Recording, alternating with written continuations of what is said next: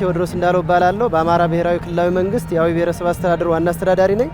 እንደሚታወቀው እንግዲህ የአገው ፈረስ ባህል ከጊዜ ወደ ጊዜ አንጋፋ እየሆነ የመጣ ነው። የዚህ የፈረስ ባህላችን አንዱ አካል የሆነው የፈረሰኛ ማህበር ባህላችን ደግሞ እጅግ በጣም ከጊዜ ወደ ጊዜ እየደመቀ እየተዋበ ህዝባዊነቱን አድማሱን እያሰፋ እጅግ በጣም ከጊዜ ወደ ጊዜ ታላቅ ክብረ በዓል እየሆነ እየመጣ ያለ ነው። ዛሬ የምትመለከቱት እንግዲህ ከመሰረተ ቀበሌ ጀምሮ ነው የማህበር አደረጃጀቱ።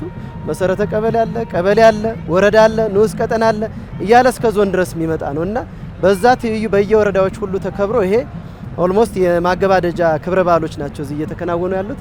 ቅድመ ዝግጅታችን እጅግ በጣም ያማረ ነው። ፈረሰኞች ዝግጁ ናቸው። ፈረሶች አምረው ደምቀው ተውበው እየተዘጋጁ ነው ያሉት። ትርኢት የሚያቀርቡት በየትርኢቱ አይነት ማለት ነው። ስግሬ አለ፣ ድንግላሳ አለ፣ ብዙ አይነት የፈረስ ትርኢት አለ።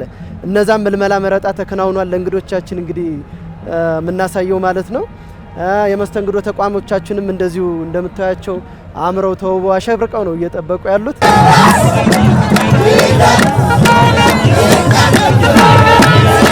እና የቅድመ ዝግጅታችን በዚህ ብቻ አይደለም። እንግዲህ የዘንድሮውን የፈረስ ባህል ልዩ የሚያደርገው አንደኛ በኢኒሼቲቮች የታጀበ ነው። በርካታ ኢኒሼቲቮችን በገጠር በከተማ ቀርጸን እየተንቀሳቀስን ያለንበት ነው።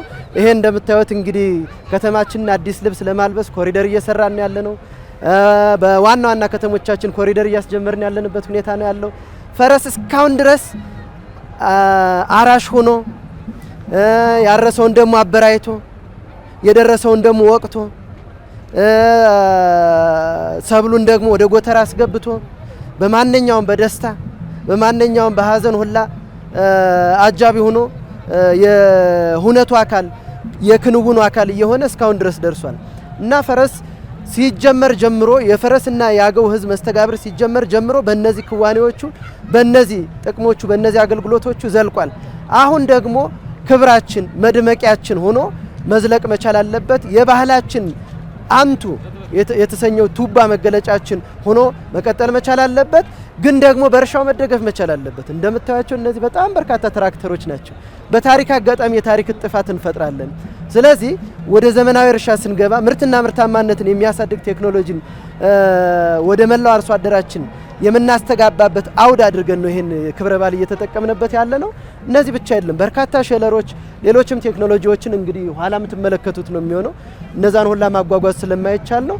በዛ ትይዩ የፈረስ ባህላችንን ፈረስ እዚህ ደረጃ አድርሶናል። ክብሩ ይቀጥላል፣ ባህሉ ይቀጥላል። ለእርሻ ያለውን አስተዋጽኦ ግን ከዚህ በኋላ በዚህ የታሪክ ጥፋት የ86ኛው ክብረ በዓላችን ወደ ትራክተር እርሻ የምንገባበት ይህንን ቴክኖሎጂ የምናስተጋባበት ይሆናል ማለት ነው።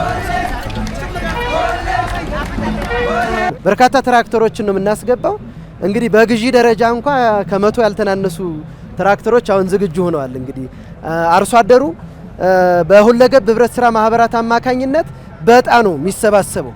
መላው አርሶ አደር እየተሰባሰበ በጣም በርካታ ብር የተሰበሰበበት ኢን ሚሊየንስ በየወረዳው በየማህበራቱ የተሰበሰበበት ሁኔታ ነው ያለው። ይሄን የህዝብ የልማት ተነሳሽነት በጣም እያጎላን በየችሎታው በአቅሙ ልክ ዕጣ እየገዛ በማህበራት በኩል እየተሰባሰበ በእንደዚህ አይነት መልኩ በህብረት በትብብር ወደ መካናይዜሽን እንዲገባ ወደ ክላስተር እርሻ እንዲገባ እያደረግን ያለንበት ሁኔታ ነው ያለው። እነዚህ እንግዲህ ለበጋ መስኖ የሚደርሱ ናቸው። የበጋ መስኖ ሞር ደግሞ የበጋ ስንዴ ላይ ትኩረት ሰጠን እየሰራን ያለንበት አግባብ ነው ያለው። በዚሁ ትይዩ ግብርናችንን ማዘመን ባህላችን ለትላንትን ዛሬንና ነገን እየዋጀ ጥንታዊነትን ከዘመናዊነት ጋር እያሰናሰለ ለልማቱም ለመልካም አስተዳደሩ መስተጋብር እየሆነ እንዲቀጥል ነው እየሰራን ያለ ነው ማለት ነው። እንግዲህ ዛሬ በጣም በርካታ ህዝብ ነው የወጣው። እንደምታዩት የክልሉ መንግስት እጅግ በጣም እናመሰግናለን።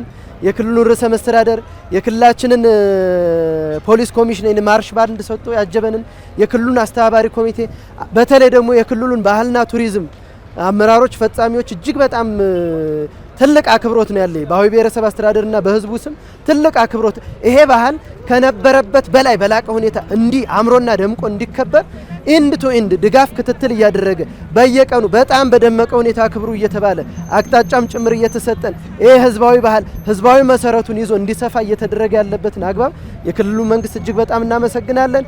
የክልሉ መንግስት ለዚህ ድምቀት ትልቅ አስተዋጽኦ አለው። እንግዲህ የፌዴራል አመራሮችን፣ የክልል ከፍተኛ አመራሮችን፣ የፌዴራል ከፍተኛ አመራሮችን፣ የብሔረሰብ ህዝቡን በሙሉ ምን ጠብቅ ነው የሚሆነውና በቁጥር ደረጃ ካምናው የበለጠ ከ100 ሺህ ያልተናነሰ ህዝብ የሚታደምበት ነው። ይህንን ታሳቢ አድርገን ነው እየተዘጋጀን ያለ ነው። ሁሉም በየማንነቱ ደምቆ በህብረ ብሔራዊነቱ ተሰናስሎ እንደምታዩት በእንደዚህ አይነት መልኩ የባህል ሾውን ሁላ እያሳየ የባህል ፌስቲቫሉን እያሳየ ሁሉም አለኝ የሚለውን ወግ ባህል እሴት ትውፊቱን እያንጸባረቀ ያለበት ሁኔታ ነው። ይሄ ፈረሰኛ ባህል አቃፊ ባህል ነው፣ የሁላችን ባህል ነው። በእንደዚህ አይነት መልኩ ማንነትን ከአብሮነት ጋር አሰናስሎ መላውን ህዝብ በደስታ በፌሽታ እያሰለፈ ያለ ነው። ዛሬ በእንደዚህ አይነት መልኩ የሚቀጥል ነው የሚሆነው። ዛሬ ፓናል ዲስከሽን አለ፣ መጨረሻም ላይ እንደዚሁ ኤግዚቢሽን አለ፣ የባህል ኤግዚቢሽን አለ፣ የባህል ፌስቲቫል አለ። ነገ ደግሞ በጣም ፕሮግራምድ በሆነ ሁኔታ አጠቃላይ መላውን ህዝብ አቅፎ የምናከብረው ነው የሚሆነው። ሁሉም ነገር እስካሁን ባለው ሁኔታ ፕሮግራማችን ባሰብነው መልኩ እየተከናወነ ነው።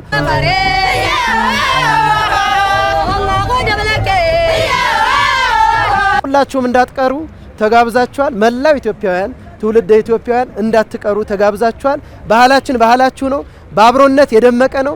እንግዲህ አድዋ ላይ መላው የኢትዮጵያ ብሔር ብሔረሰብና ህዝብ የዘመተበት ነው።